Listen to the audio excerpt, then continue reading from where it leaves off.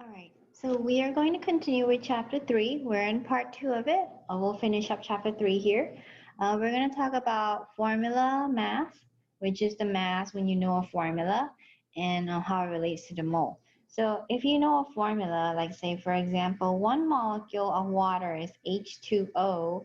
If you look on the periodic table, you can get the AMU of hydrogen and AMU of oxygen, which hydrogen is 1.008, oxygen is 16.00. And over here, since they were just using two decimal places here, they ended up with 1.01 here. And since there's two of hydrogen, you take 2 times whatever hydrogen each one is, and 1 times 16, which is what each oxygen is, you get 18.02 for water. So water has 1 molecule of water weighs 18.02 atomic mass unit AMU, or we can say 1 mole of water is 18.02 grams. So that's kind of how you're going to be calculating molar masses for all the formulas that you see. Okay, so we have an example here. It's pretty simple. We're going to go ahead and calculate for glucose. So because the glucose formula is C6H12O6, and remember this is the molecular formula here. If you were trying to get an empirical formula, it would be CH2O, okay? Anyway, so this is the formula for glucose, and they want you to find the mass of it. So all you do is take 6 of what carbon is, 12 of what hydrogen is, plus 6 of what oxygen is. So let's take a look at the periodic table. Carbon is right here in group 4 on the top here, okay? So group 4 is 12.01, and then we also had oxygen, it was 16, and hydrogen is in group 1, it was 1.008. So all you do is 6 times 12.01, which is mass of carbon, 12 times 1.008, which is for hydrogen, 6 times 16, which is the one for oxygen. You add them all up together, you get the molar mass for glucose. In this case, will be 180.16. So 1 glucose molecule weighs 180.16 AMU. 1 mole of glucose, which has 6.022 times 10 to the power 23 molecules of glucose, will weigh 180.16 grams. All right, now that we know how to do that, let's go ahead and take this to the next level. We'll work some more problems very similar to this concept. We'll do one on aspirin, and then we'll talk about mass percents and formulas. So let's go ahead and get that going. I'll write the question out for you. Let me zoom out a little bit so we can see better.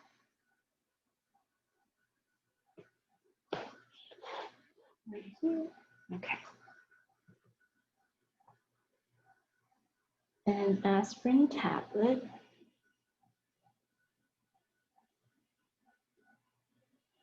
contains 325 milligrams of acetylsalicylic acid.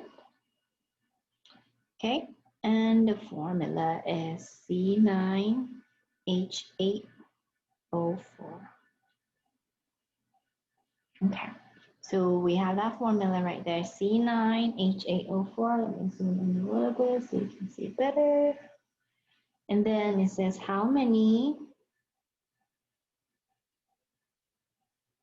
C9H8O4 molecules does it contain?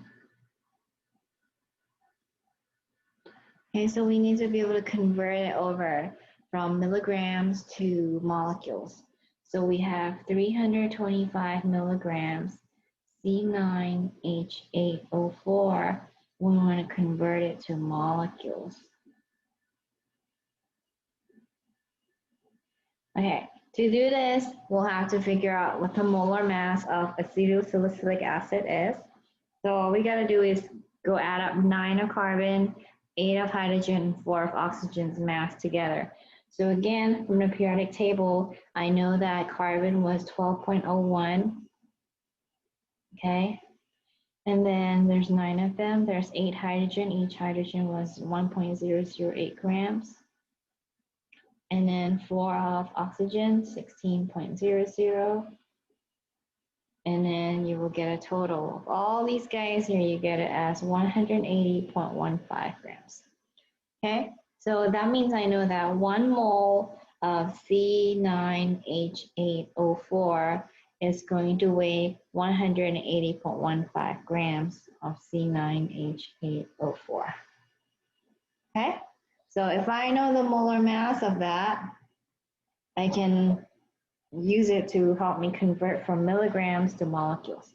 Okay, what's the relationship between milligrams and grams? If you remember the prefixes, milli means 10 to the minus 3. So milli is 1,000 times smaller than a gram. And a lot of times we end up memorizing this where 1 gram is 1,000 milligrams. Okay? Or you can actually say 1 milligram is 1 times 10 to the minus 3 grams. See, it's the same thing because you remember milli is 10 to the minus 3. Okay, so either one of them works. I tend to stick to this just because I remember it, but if you don't, you can stick with this. It still works. So we know the conversion between milligrams. We'll turn it to grams. And once you have grams, you can turn it to moles. Okay, grams and moles. And then from moles, you can turn to molecules because 1 mole C9H8O4 has how many molecules? 6.022 times 10 to the power 23, which is the Avogadro's number. This is molecules. C9H8O4. Okay, so now we kind of have a plan, okay? We go from milligrams, I'll write it out. So milligrams to grams, and then from grams to moles, moles to molecules. Okay, let's go ahead and get started. 325 mg, we have 3 sig figs here, C9H8O4. Go ahead and start drawing my line out. And we can use either this conversion or that conversion from milligrams to gram, doesn't matter, okay? So since we're memorizing it from this list, we can use this, or if you're used to it, you can use that. Either way, whichever one, you put the milligram values on the bottom and you put the grams on the top. So if you were to use this one, it would be 1 or 1,000, or if you use this one, it will be 1 times 10 to the minus 3 here to 1 over here. So whichever way you want to write it, okay? So I'm just going to go ahead and write 1 milligram as 1 times 10 to the minus 3. Same thing, okay? The ratio is basically the top one is 1,000 times smaller than the bottom, okay? All right, let's keep moving. So this is grams here, milligrams of C9H8O4 to grams of C9H8O4. I forgot to write that, so let me fill it in. C9H8O4. You always want to write the unit and the item that you're referring to. So you have that, and then we're going to go ahead and take this grams here, use this molar mass, convert it to moles, where I know that 180.15 grams C9H8O4 weighs, that's how much it weighs for 1 mole of this guy. So from the 1 mole, I also know 1 mole has Avogadro's number. So 1 mole C9H8O4 contains 6.022 times 10 to the power 23 molecules of C9H8O4. Okay, and then we can go ahead and put this in the calculator. All the top numbers are multiplied, all the bottoms are being divided. Make sure you try this out on your calculator and you should be able to get your answer. If you keep 3 sig figs, it will be 1.09 times 10 to the power 21 molecules.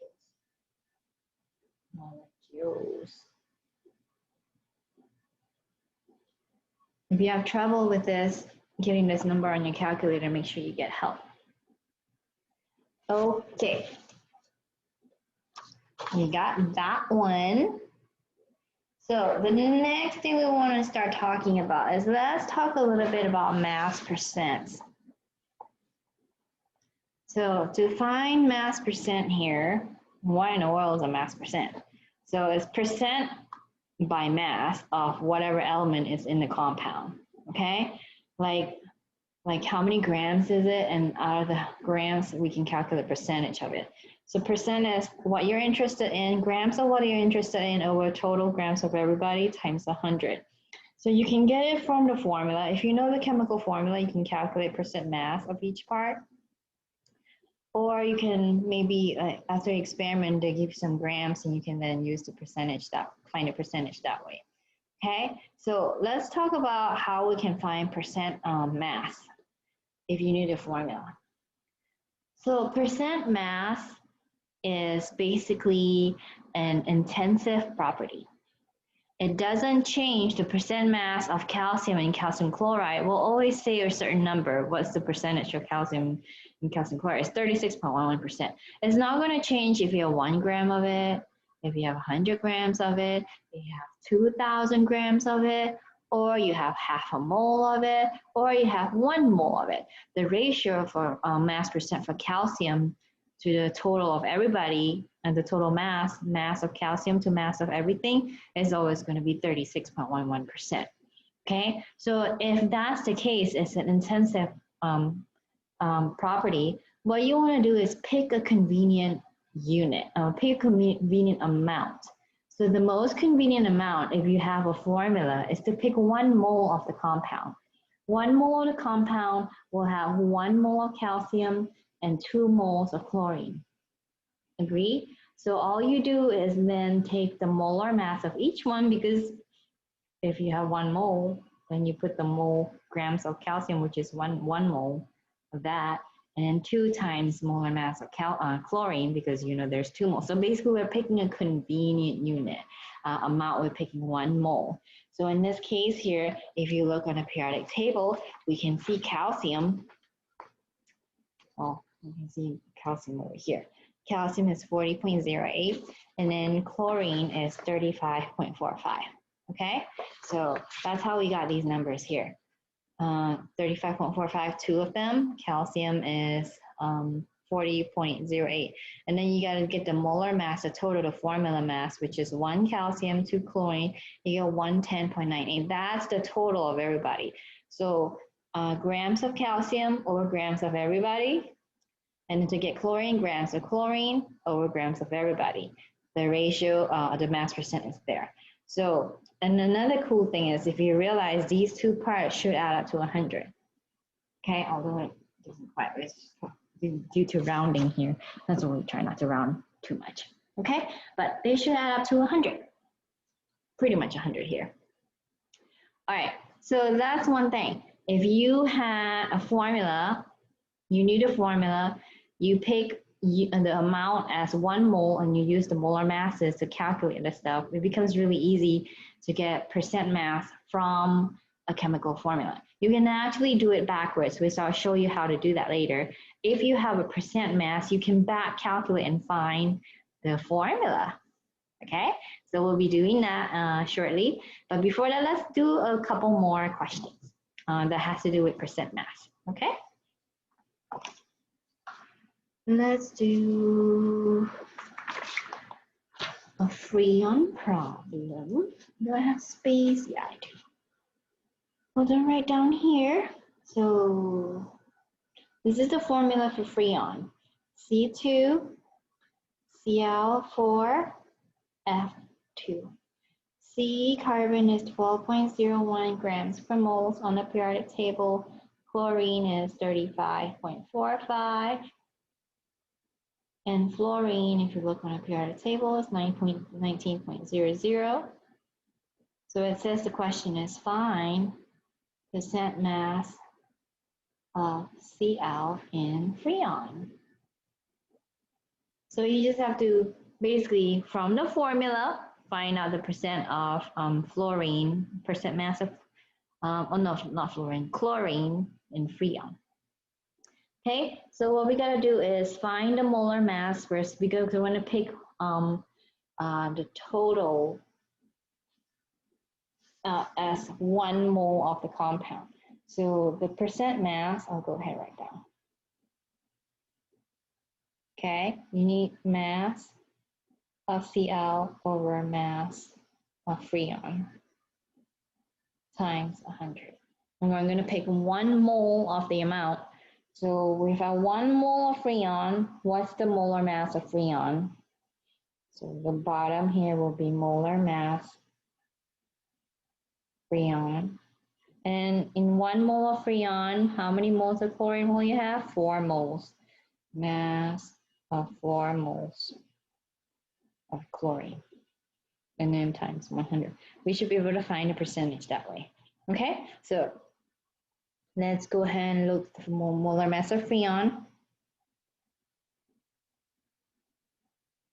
We'll take 2 times 12.01 grams from carbon plus 4 times 35.45 grams from chlorine plus 2 times 19.00 grams from fluorine.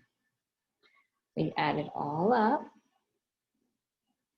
All these things here, that plus that plus that.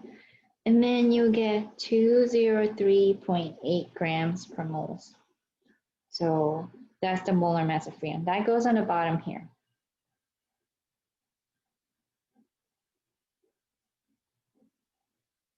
And then what about moles of chlorine? The mass of it is 4 times 35.45. And then you times 100, you can get the percentage. So this turns out to be 69.58%. So that's 69.5% chlorine in Freon.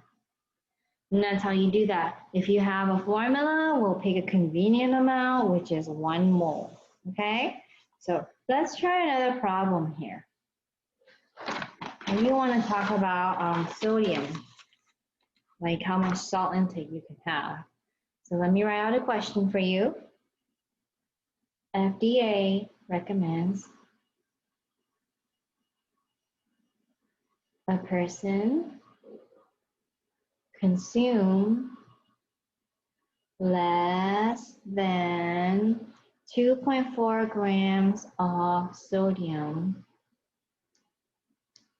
per day. Okay, so 2.4 grams, it says what mass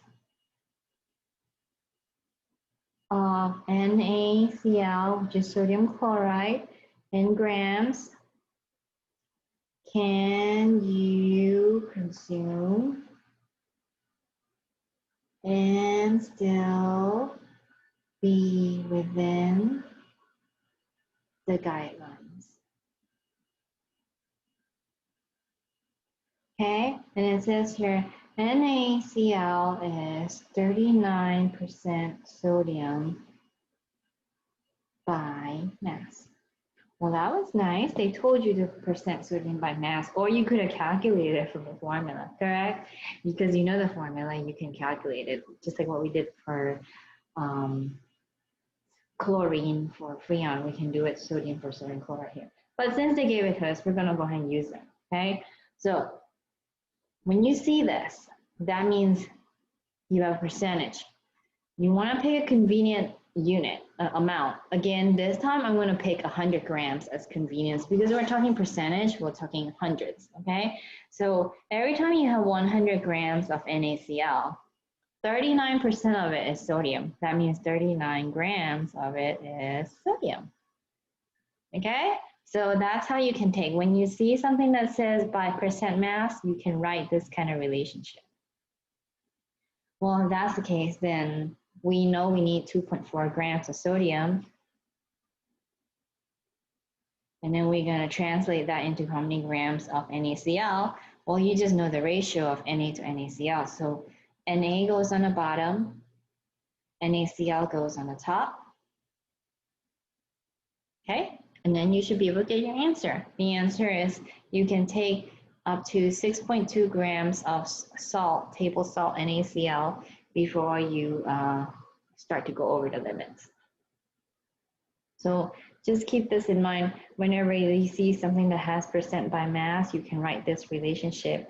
And when you have a formula, you pick 1 mole. When you have a percentage, you pick 100 grams, that is. All right, so now we want to kind of revisit how, you know how I was talking about how if you have a percent mass, you can back calculate and find the formula. We're going to use percent masses to find formula. In fact, it's actually the empirical formula right here. So let's take a look. So there is a step-by-step guideline. I want to go ahead and show it to you. It's on slide number 52. But when I do the example, it'll be a lot easier and versus trying to look at the steps here, okay? So that slide number 52, it tells you if you have some experimental data with maybe a percent mass or some just ratios of grams, you can use that to calculate empirical formula, okay? So we just showed you from a formula right here, you can calculate mass percent. Now we're going to take the mass percent and back calculate to look for the formula, okay? So let's start with the first one. We'll start with some simpler ones and then we'll get to some more elaborate examples. And then we're getting closer to the end of the chapter. Let's go ahead and continue. All right. So this one says a compound contains nitrogen and oxygen, okay? It says it has 24.5 grams of nitrogen and 70.0 grams of oxygen. That's fine. Some people think it's an S, but it's 24.5 right there. It says, based on this, calculate the empirical formula. So right now we can do empirical formula, and then after this I'll show you how to get molecular formula as well. To do molecular formula, you have to get the empirical first. Empirical formula of the compound. Okay, so the trick is, once you have grams, you want to convert it to moles. If they didn't give you grams, they give you percentage, just assume there's 100 grams of 100 grams is 100%, and then you can change the percentage directly into grams here. But since they gave us grams, because this is the simplest example, we'll start here, okay? Now, if you have grams of nitrogen and grams of oxygen, I want you to go ahead and convert these guys to moles. So take the grams of nitrogen, turn it to moles of nitrogen, and take the grams of oxygen, turn it to moles of oxygen. And then you have the mole and mole ratio. You take the N whatever mole of N, and then you take O whatever mole right there. And then there's some mole number there. And then you want to simplify this till you can't be simplified anymore. So we'll work on that. So let's go ahead and get the moles first, okay? So 24.5 grams of nitrogen.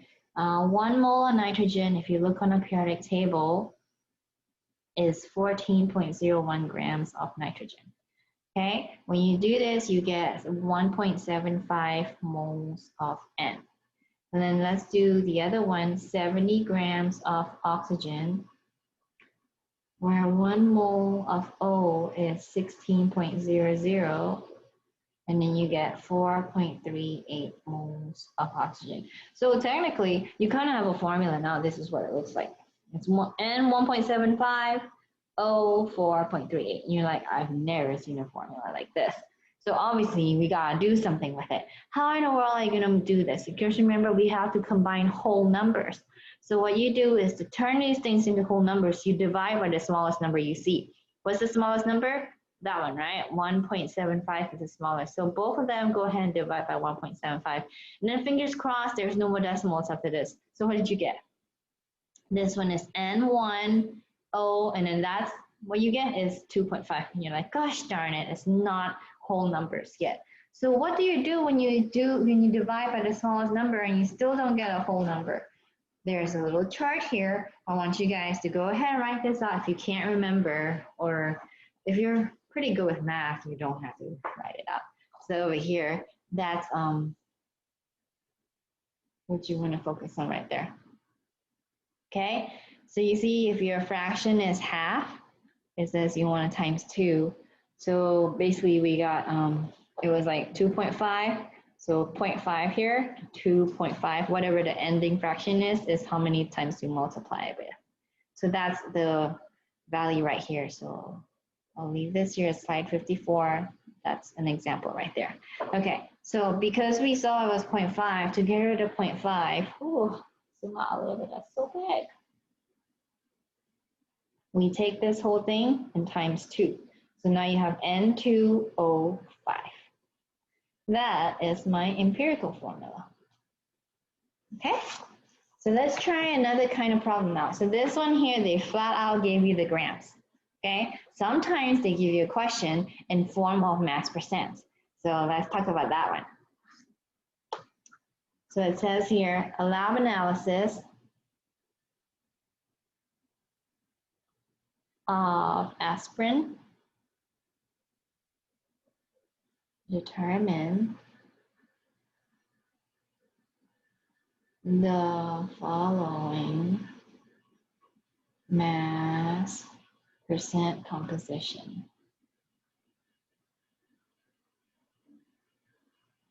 I have way too many L's in my following, so I'm going to waste one of them all. Following. Again, carbon, 60.00%. Hydrogen, 4.48%. Oxygen equals to, they didn't tell you. You're like, really? Why wouldn't you tell me that number? How am I going to solve this problem now? Now remember, if you know there's 3 parts, and you know the first 2 parts, and the total should come up to how much?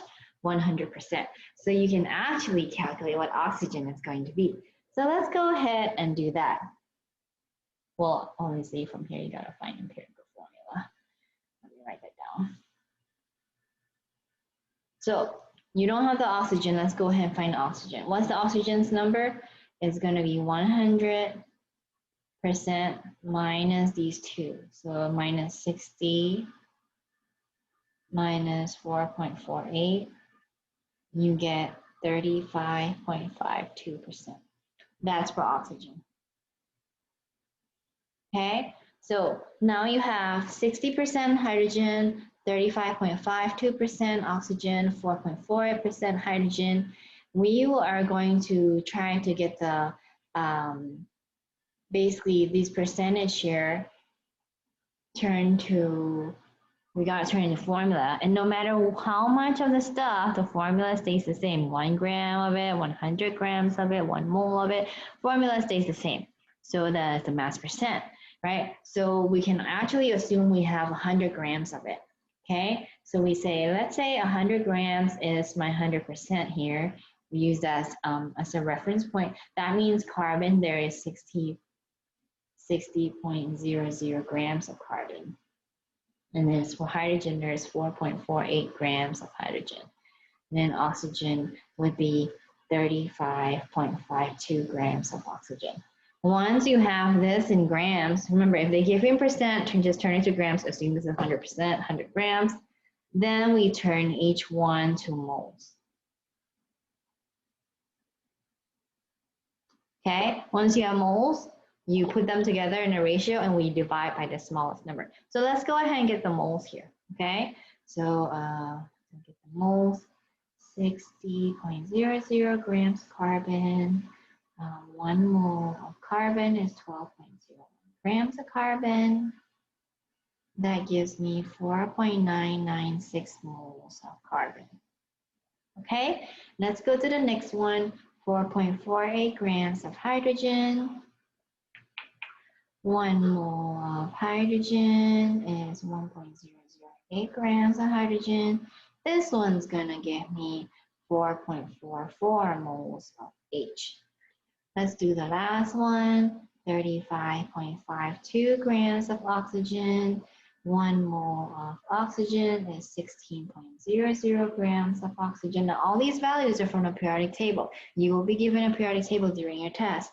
And when you do your homework, you should be able to open your book up or online or e-text to find out all these values that has periodic table in there, or you can just pull one up on the website somewhere. Okay, so you have this, and this is going to be 2.220 moles of oxygen. So now I have a ratio of C 4.996, H 4.44, O 2.220. You want to divide by the smallest number, okay? So you divide by 2.220. You hope you get everything whole numbers. We're not that lucky because we get C is 2.25, H is 2, O is 1. So see how there's a 0.25? When there's a 0.25, you multiply by 4. So we take this whole thing times 4, okay? And then we get C9H8O4. That is here my empirical formula. All right, so let me zoom out a little bit so you can see the whole stuff. Right there, okay? All right, let's do another one now. So now we've worked on getting empirical formula. I want to show you how you can get the molecular formula. Once the problem gives you all this stuff, once you find the empirical formula, you can then calculate what the molecular formula if they give you the molar mass. Only if they give you the molar mass, okay? You gotta have the empirical formula and the molar mass, and then you can find the molecular formula. So a lot of times they give you this question like this, and then they'll give you the molar mass of this compound is blah. Find molecular formula. So that means the first step is to first find empirical formula, and then based on the molar mass, you can find a molecular formula. So I'm gonna write a question. Okay, the next question that I have for you, I am going to go ahead and give you the empirical formula. Now, typically on a test question, you actually have to solve for the empirical formula on your own first before you can do this step. So here's the empirical formula. C2H3O is the empirical formula.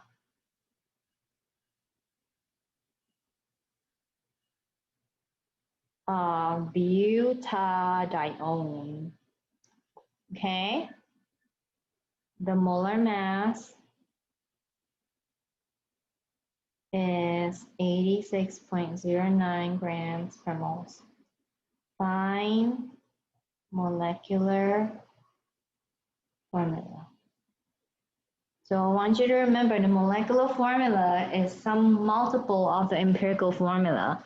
And you can find how many multiples by taking the mass of the empirical formula and find out how much bigger the molar mass is compared to that guy. So over here, we first find, so C2H3O, we gotta find mass of empirical formula. Okay, let's go ahead and do that. 2 times 12.01 grams of carbon plus 3 times 1.008 grams of hydrogen plus 1 times 16.00 grams of oxygen. Okay, you put these guys together, you find out that it's 43.04 grams per mole of C2H3O. So once you find that out, you know that the ratio, the number n that you multiply the empirical formula with is going to be the difference. You take the molar mass divided by empirical mass. Okay, which is molar mass is 86.09. And then the empirical one, we calculated 43.04.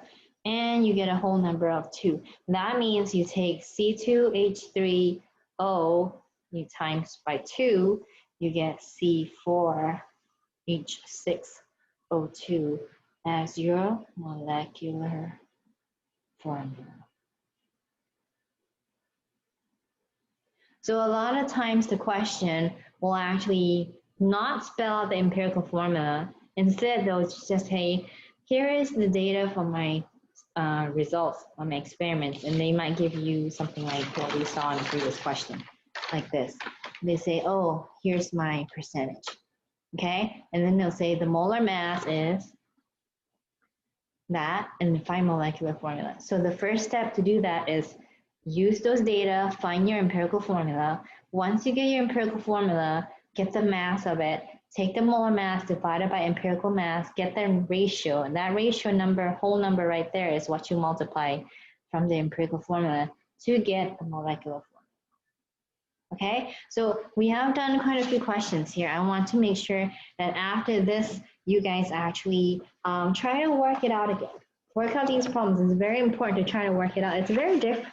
It's so easy to watch somebody do the problem for you, but to actually pick up a pencil and do it on your own, that's a whole different story. Okay, so I want you to write the question out and work the problems out again on your own without help. See if you can remember how to do it. If you can't, you need to study some more because we are trying to file all of this in your long-term memory, okay? You gotta remember this because we got final exams.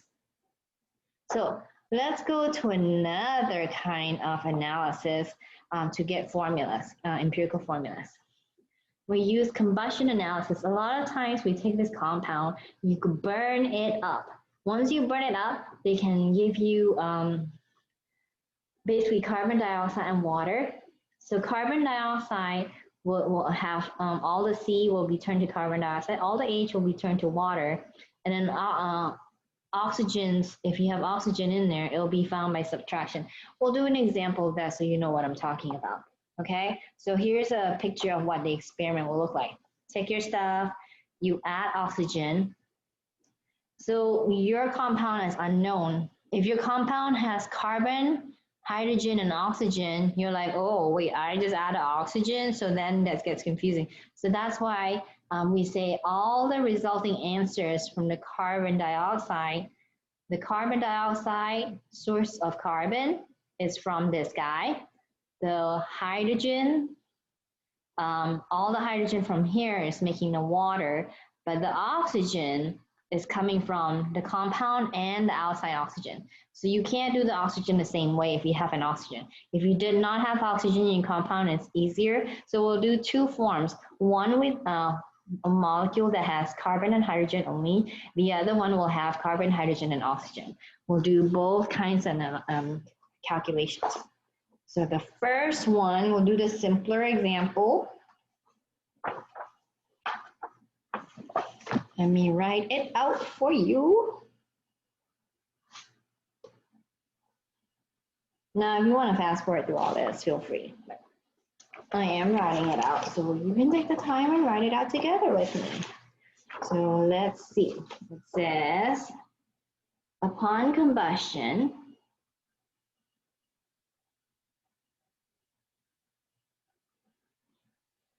a compound containing only carbon and hydrogen produces 1.83 grams of CO2 and 0.901 grams of water. Find the empirical formula.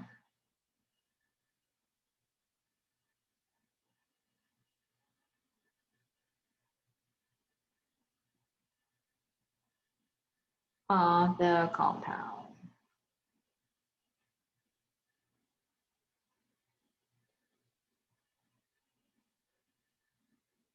So remember, your compound has carbon, your compound has hydrogen. All the carbon went into 1.83 grams of CO2. All the hydrogen went into 0.901 grams of water. Okay, so that's where we're gonna do our problem solving from. So if you knew that, couldn't you change this guy to moles of CO2, right? And then based on that, 1 mole of CO2 has 1 mole of carbon. Whatever the moles, I can't write one because we know the ratio is 1 to 1. We'll do that. And then from here, we'll find moles of water, and then we'll take that and turn to moles of H. Now remember, the H here will be double the moles of water, okay? Once you get the moles here, you can get the C, whatever moles, H, whatever moles, and then you do the same thing like what we did earlier, okay? So that's the plan. Let's go ahead and find these guys and turn it into moles. So I'm gonna go ahead and give you guys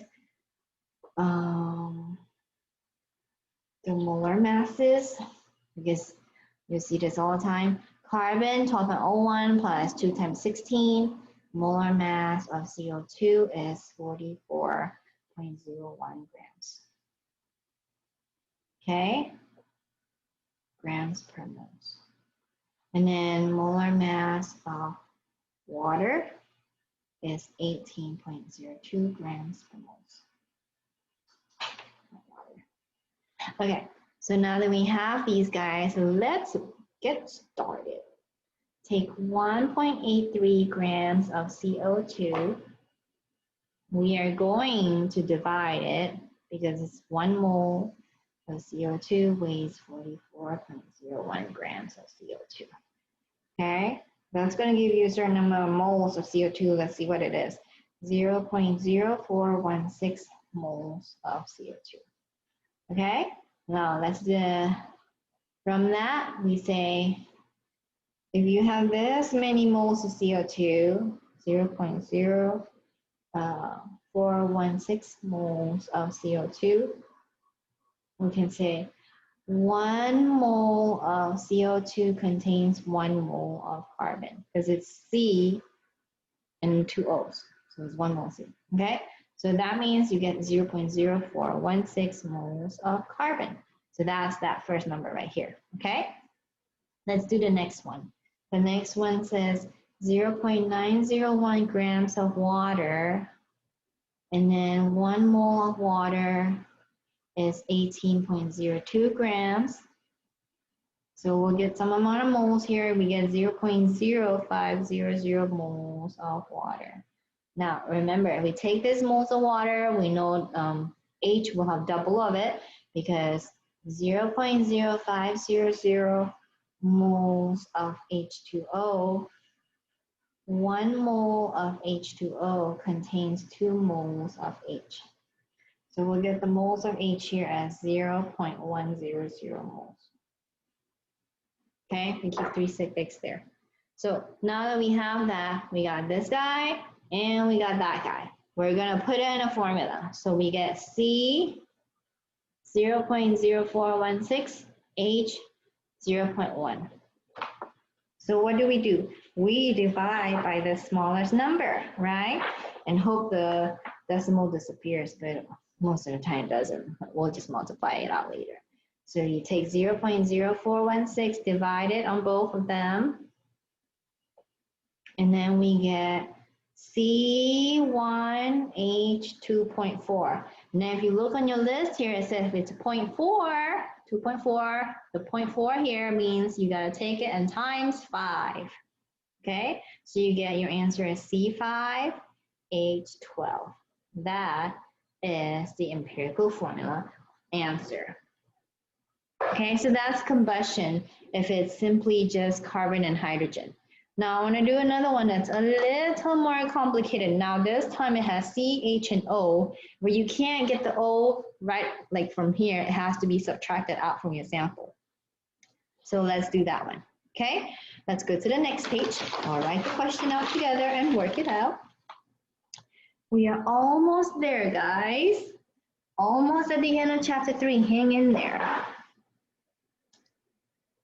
So upon combustion, a sample, okay, so it's 0.8233 grams sample of a compound containing only carbon, hydrogen, and oxygen produces 2.445 grams of CO2 and 0.6003 grams of water. Find the empirical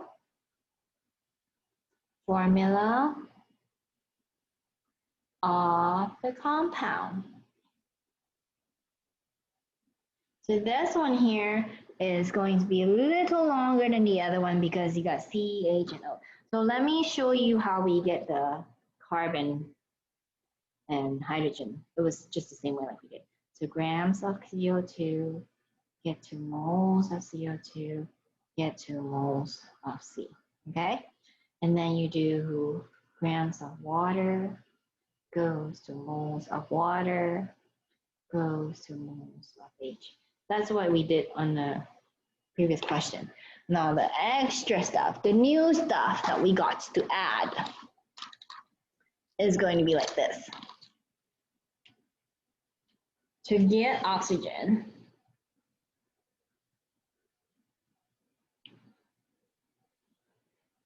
okay, we take 0.8233 grams minus grams of carbon minus grams of hydrogen. And that will give you whatever grams of oxygen. So can you get grams of carbon and grams of hydrogen? Yeah, we can, because we got the moles here. We turn this to grams of carbon, we turn this to grams of hydrogen. Put these numbers here, that's the total. You can get grams of oxygen, okay? Then once you get grams of oxygen, we take that guy and we turn it back to moles of oxygen. There you have moles of carbon, moles of hydrogen, and moles of oxygen. Then you can do your ratio, okay? So it's a little bit kind of a circle process, but I basically wrote down this, the first part in black, what we just did, and then these are the extra few steps. Okay, so now let's go ahead and work it out. So we start our problem by going to find moles of carbon, and then we want to go ahead and get grams of carbon as well. And then we'll do the same thing. We'll do the water, get moles of hydrogen, and then grams of hydrogen, so we can do this step. All right, let's go ahead and get started. 2.445 grams of CO2. Now the molar mass of CO2 in water is the same, 44.01 for this guy, 18.02 for that guy. For water, 44.01 is for carbon dioxide. So I'm gonna go ahead and just write it out here because I didn't spell it out, but we just wrote it out from the previous question. You should be able to remember that. So 1 mole of CO2 weighs 44.01 grams of CO2. If you can't remember this, you can always look it up on your periodic table and add it up. Okay, so that's how you get your moles. And then after that, you can actually go one more step, say, once I know the moles of carbon dioxide, I'm going to know that 1 mole of carbon dioxide contains 1 mole of carbon. Okay, so that can give me carbon right here. Moles of carbon, 0.05556 moles of C. Okay, now I'm going to take this moles of C here, 0.05556 moles of C. Continue and say, turn it to grams. 1 mole of carbon weighs 12.01 grams of carbon. That will give me 0.6673 grams of C. Okay, now let's go to the next one. We'll deal with water now. How many grams of water do we have? 0.6003 grams of water. Okay, 1 mole of water weighs 18.02 grams of water, and then 1 mole of water contains 2 moles of hydrogen. So we should be able to get moles of hydrogen here. Now, moles of hydrogen turns out to be 0.06662 moles of H. We will take this moles here, 0.06662 moles of hydrogen, and we know that 1 mole of hydrogen weighs 1.008 grams of H, and you can get 0.06715 grams of H right there. Okay, so we got the moles These will be the numbers we use in our formula. Now we got the grams so we can get the moles of oxygen. So first we got to find grams of oxygen. That is 0.8233. Why 8233? Because that's the total of my sample right there. So 0.8233 grams minus grams of carbon, 0.6673 grams of carbon minus 0.06715 grams of hydrogen. That should give me grams of oxygen. My grams of oxygen ends up being 0.08885 grams of oxygen. And then we'll take this grams and turn it to moles. So I'm just going to work from here. The grams, and when turned to moles is 1 mole of oxygen weighs 16.00 grams of oxygen. And then we get answer of 0.00556 moles of oxygen. So that's my third moles right there. So now we can do the numbers side by side. Carbon is 0.05556. Hydrogen 0.06662. Oxygen 0.00556. So basically just whatever the moles were. Then you have to divide by the smallest number. So I'm going to go ahead and divide by the smallest number, which is 0.00556. 0.00556. 0.00556. So you get your answer as C10H12O1 right here. So this would be my empirical formula right there. And a lot of times you don't have to say O1, just say O. If you don't have the number, it's just 1 there. Okay? All right, so that's how you would do combustion calculations. Now the next thing we want to do is talk about balancing chemical equations, okay? So we have chemical equations that will be given to us, but we want to make sure we write everything that's balanced, because we can't have like more stuff on one side versus the other. So here's the start. Number 68 says chemical reactions are represented by equations. So reactants and products, you got to make sure both sides have the same number of carbon, same number of hydrogen, same number of oxygen, because conservation of mass, you can't create you can't destroy it. It just has to be equal on both sides. Okay, so let's go ahead and work on that. So the trick to do this is to always, if you have like molecular compounds and stuff, do the most complicated one and then keep the atoms for last. Keep the simple elements for last, okay? So we're going to do a couple examples for the molecular ones, and then we'll do one where we have to do ionic compounds. Ionic compounds is kind of cute when you hop from one to the other, and then I'll show you how to do it. Okay, so let's do some molecular compound ones first. Or, I mean, not molecular, we'll do stuff with molecular and ionic, and then we'll do one with like all ions. Okay, so we have, I'm gonna write out, write a balanced equation for the reaction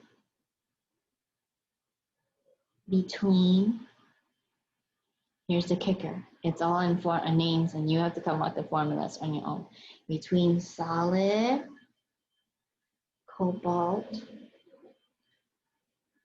3 oxide and solid carbon to produce solid cobalt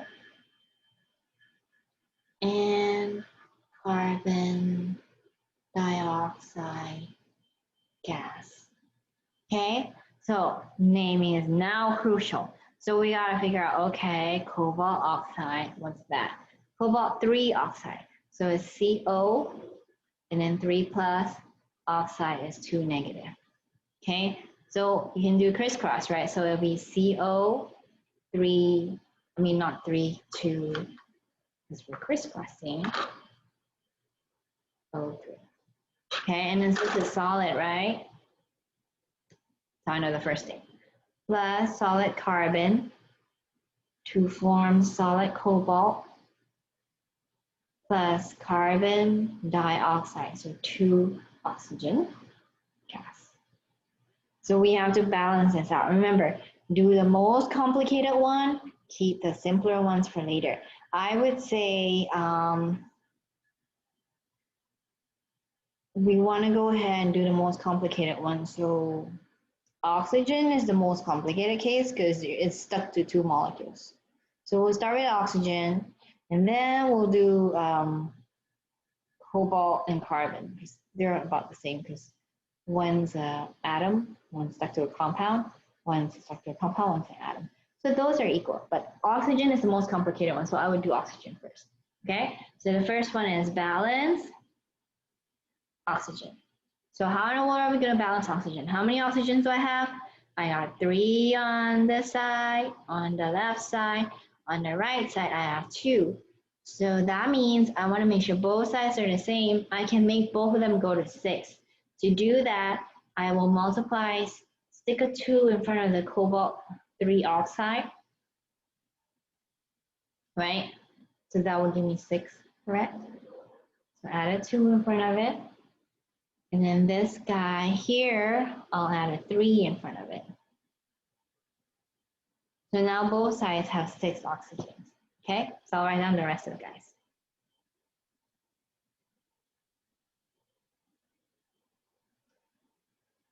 So oxygen is now balanced.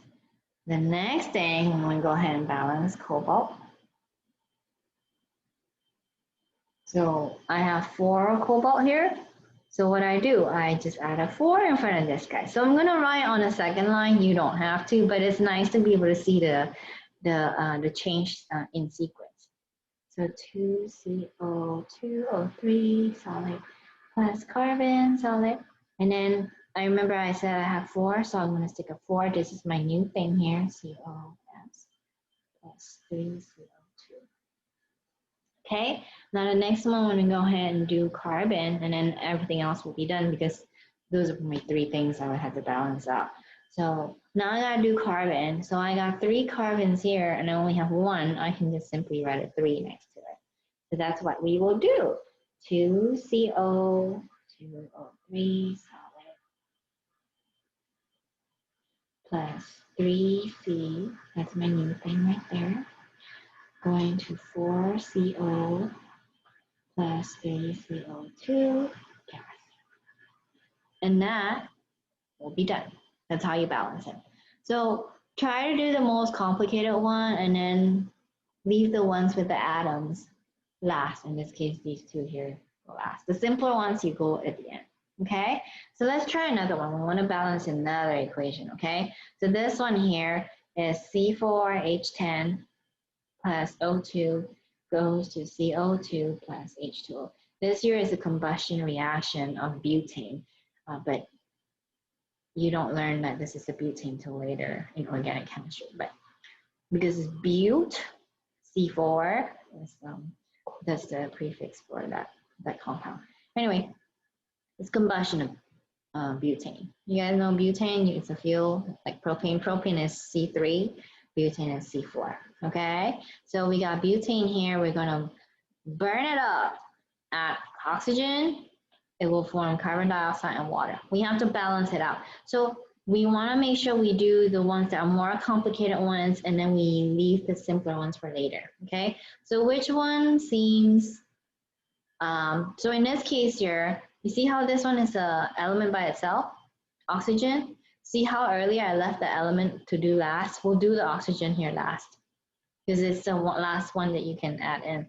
So in this case here, I would say we can do carbon because carbon is stuck on 2 compounds. And then we can do hydrogen because it's stuck to 2 things, right? And then we can do oxygen. Let's try that, okay? So,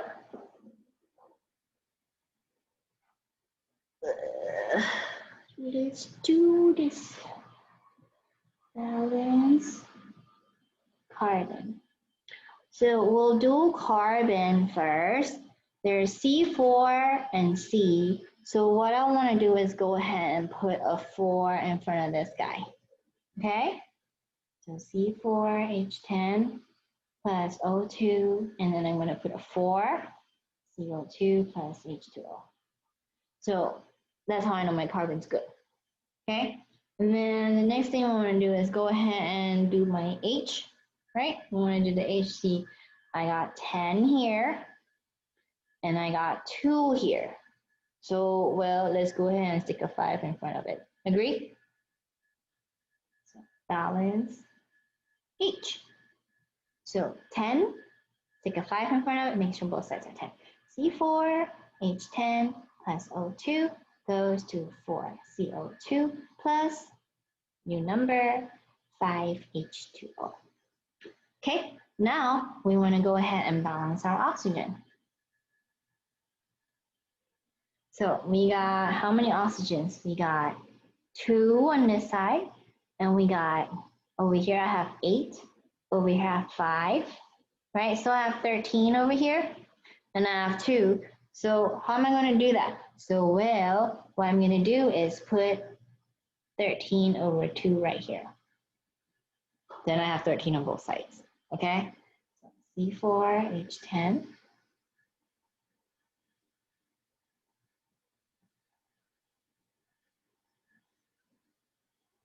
Reason why is because there's 5 here, 5 oxygen, and then there's 4 times 2 of these.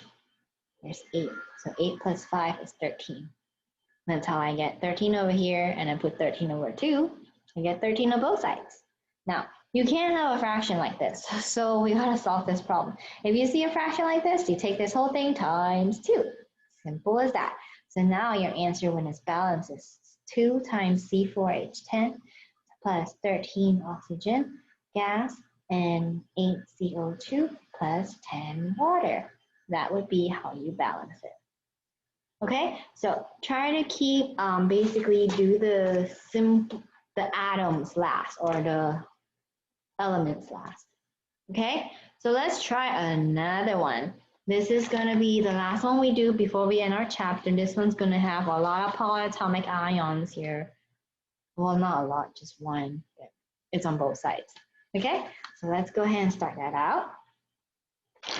I will write the question now. We will work on naming them, or well, translating from name to formulas anyway. So it says here, write a balance equation for the reaction between aqueous, okay, that's how you spell aqueous, A-Q-U-E-O-U-S, strontium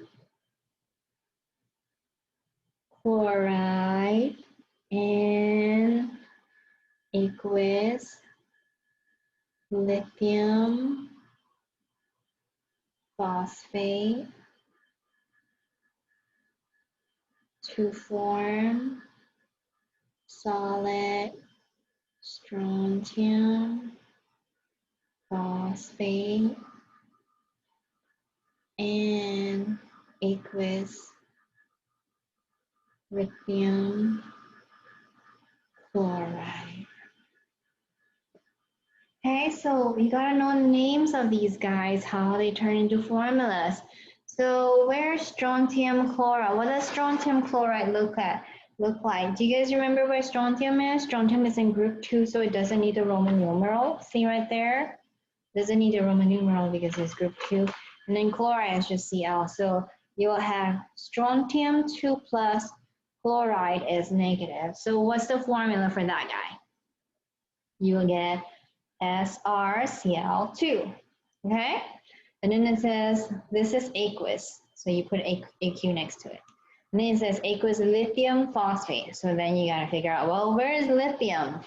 It's not one of those that changes, it's in group 1. So lithium is Li positive. Why in the world is phosphate? Well, you gotta remember your polyatomic ion list, right? So if you haven't remembered it, let me show you the list again.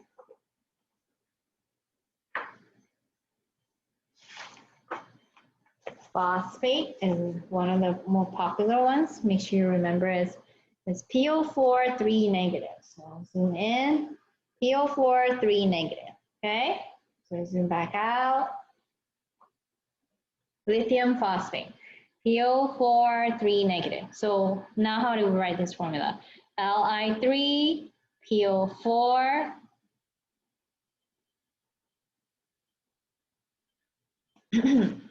so is that good?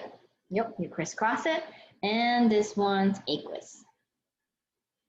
Okay, and it says to form solid strontium phosphate. So this is my reactants. What's strontium phosphate gonna look like? Sr2 plus PO4 3 minus. Okay, what does strontium phosphate look like then? It's Sr3 PO4 2. And this says it's solid, so this is S. Okay, so that's 1, 2, that's the reactants. This is my product. Another product is aqueous lithium chloride. Lithium chloride. So LiClAq. So that's that part just from naming. Let's put them together. SrCl2 aqueous plus Li3PO4 aqueous goes to Sr3PO4 2 solid plus LiCl aqueous. Oh, there's a hole right there. Okay, so now we want to balance it. So what I want to do is go ahead and pick a cation. I'm going to do strontium first, because after I do strontium, it's stuck to chlorine, right? I'll do the chlorine next. And then once you do the strontium, and then we do the chlorine, and then this chlorine is over here, I'll do lithium after that. And then lithium is stuck to this guy, and I'll do phosphate after that. So it just kind of like balances. You really can do whichever one, it'll work out. So I'm going to go ahead and balance SR first, okay? So SR and SR, you see here? One's 1, one's 3. So I'm going to put a big 3 next to this guy. So 3, SrCl2. So the one that you change is the next ion that you want to work on, basically. That's how I look at it. You change one, go to the next one right by it. So I changed the chlorine, I'm going to work on chlorine next. I changed strontium and chloride, okay? So let's write everybody down. Now you don't have to do this so sequentially like I am. Once you get good at it, you can just go straight all the way to the end. But I like to write it out for you guys.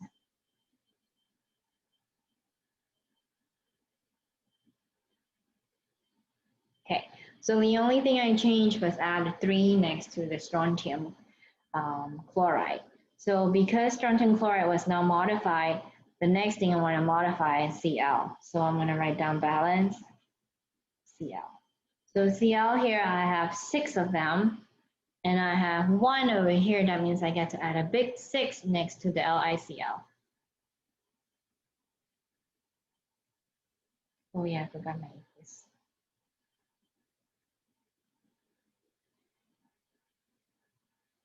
So you just write all of these out, okay? Follow straight through. SR3 in parentheses, PO4, 2, solid, and then we gotta add 6 right here, LiClAq. Okay, now that I've done LiCl, I just changed the Cl. Well, now let's work on Li, because that's the one I just worked on. So I want to go ahead and balance Li now. So I have 6 Li's here, I have 3, I'm going to add a 2 right to this, next to this guy. So 3SrCl2Aq plus, what did we say, 6 here and then 3, so 2 Li3PO4 Aq plus, oh no, not plus, arrow, SR3 parentheses PO4 2 solid plus 6 LiClAq. Okay, so we just did Li. The last one we want to do is phosphate. So we'll go ahead and write down balance PO4, 3 negative.